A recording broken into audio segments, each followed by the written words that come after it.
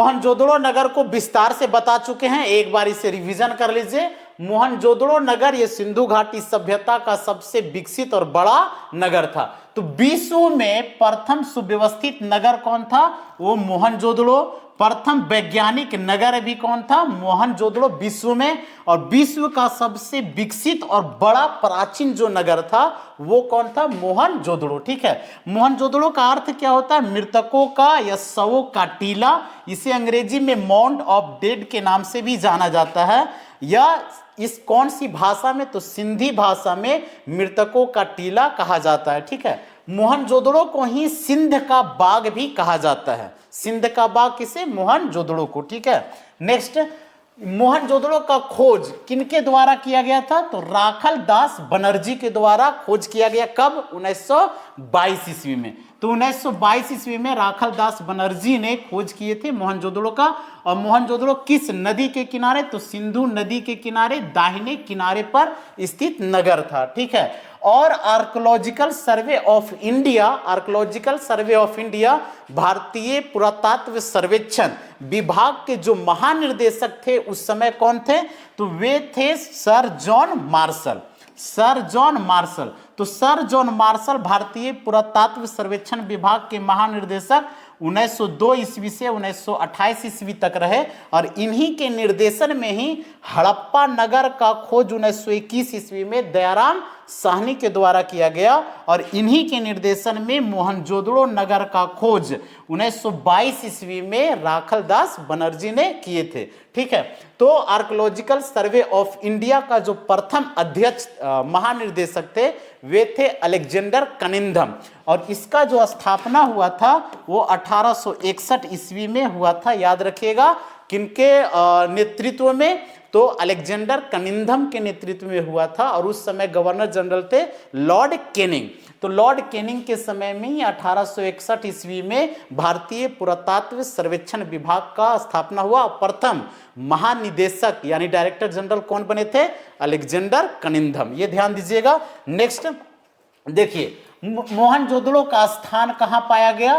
तो ये पाकिस्तान के सिंध प्रांत के लड़काना जिले में ये स्थित था। कौन? मोहनजोदड़ो नगर। ठीक है, और मोहनजोदड़ो को यूनेस्को में शामिल किया गया। किस में? यूनेस्को में। कब? 1980 में। तो 1980 में मोहनजोदड़ो नगर को यूनेस्को में शामिल किया गया और इसे वर्ल्ड हेरिटेज साइट भी इसे घोषित किया गया है। किसको? तो यूनेस्को को। यूनेस्को यानी United Nation educational scientific and culture organisation के नाम से जाना जाता है। और इसका स्थापना कब हुआ था? 16 नवंबर 1945 ईस्वी का। और इसका मुख्यालय फ्रांस के पेरिस में। कहाँ? फ्रांस के पेरिस में। और ये भारत यूनेस्को का सदस्य कब बना? तो 1946 ईस्वी में ये भारत यूनेस्को का सदस्य बना। वर्तमान में कितने देश है? तो 194 देश से सदस्य है यूनेस्को का। ठीक है, तो यूनेस्को का पूरा United Nations educational scientific of cultural organisation. ठीक है, ये आप ध्यान दीजिएगा। नेक्स्ट, जो नगर संरचना, मोहनजोदड़ो का जो नगर संरचना था वो दो भागों में बटा था। कौन कौन सा भाग? तो पश्चिमी भाग जिसे ऊंची भाग कहा जाता है और दूसरा पूर्वी भाग जिसे निचला भाग कहा जाता है। तो पश्चिमी भाग में ही क्या क्या था? तो प्रशासनिक और सामाजिक इमारतें और जो शासन करने वाले जो लोग थे उस समय का प्रशासक या जो पुरोहित वगैरह ये सब रहा करते थे पश्चिमी भाग या ऊंची भाग में। और इसी भाग में विशाल स्नानागार, विशाल अन्नागार और सभा भवन और किलेबंदी, ये जो नगर था वो किलेबंदी था, फोर्टिफिकेशन था यानी किलेबंदी था। ठीक है, तो ये नगर हुआ। दूसरा जो है ये पूर्वी भाग जिसे निचला भाग कहा जाता है, इसमें आम जनता का निवास स्थान था। ठीक है, और इनका घर, आसपास सड़कें, नालियां, दुकानें, ये सब जो बहुल संख्या में था वो पूर्वी भाग या निचली भाग में था। ठीक है, आगे का देख लीजिए। जैसे देखिए वहां का घर जो कैसा था, कहाँ का? मोहनजोदड़ो का। तो 2 या 3 मंजिलों का बना हुआ था या बहुमंजिला भी कह सकते हैं। और ये घर पक्की ईंटों का बना हुआ था और ईंटों का जो अनुपात था 1:2:4 के अनुपात में था, जो डिटेल में बताए थे। ये ईंटें जो था, ये इसकी जो ऊंचाई जो था वो 7 सेंटीमीटर, चौड़ा जो था ये ऊंचा 7 सेंटीमीटर, चौड़ा 14 सेंटीमीटर, और लंबा ईंटे का जो लंबाई था या लंबा वो कितना 28 सेंटीमीटर। इसलिए 1:2:4 में था, ये ध्यान दीजिएगा। ठीक है, जो घर था उस घर में एक रसोई घर, एक स्नानागार, शौचालय और आंगन का व्यवस्था था। किस समय का? तो मोहनजोदड़ो नगर में, याद रखिएगा।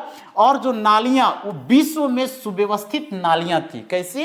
विश्व में सुव्यवस्थित नालियां मोहनजोदड़ो नगर में पाई गई। ठीक है, और नालियां कैसी थी? ढकी हुई होती थी पक्की ईंटों से, और इसका निर्माण भी पक्की ईंटों से हुआ करती थी। ठीक है, नेक्स्ट आगे देखिए, उस समय यानी मोहनजोदड़ो नगर के जो लोग थे वो भोजन के रूप में क्या? तो गेहूं, जौ, तिल या मांस का उपयोग करते थे। दूध, दही का भी उपयोग किया करते थे इस समय के लोग। वस्त्र के रूप में सूती वस्त्र, और विश्व में पहली बार कपास का खोज जो हुआ था वो सिंधु घाटी सभ्यता में ही हुआ था।